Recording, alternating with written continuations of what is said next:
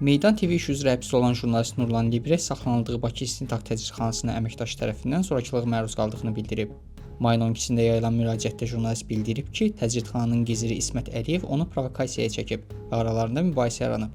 Gizir Əliyev məni döydü, qollarımı barmaqlıqların arasından sıxıb daha sonra arxadan qandalayıb yuxarı doğru vurdu. Qollarımda qandalların izləri qalır. Statın sonu.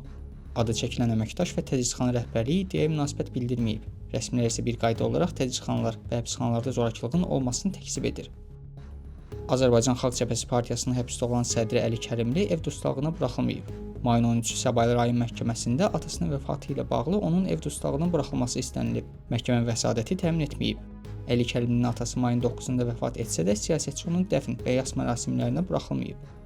Azərbaycanın siyasi məhbuslarının azadlığı uğrunda İttifaq may ayı üçün siyasi məhbus kimi tanınan şəxslərin siyahısını yeniləyib. Yeni siyahıda 328 nəfərin adı var və onlardan 182-si inanclı fəallar, 31-i isə jurnalist və blogerlərdir. Təşkilat bildirir ki, ötən müddətdə İran casusu adı ilə həbs olunan, lakin narkotik ittihamı irəli sürülən bir çox inanclının kimliyini müəyyən etmək mümkün olmadığı üçün siyasi məhbusların real sayı daha çoxdur.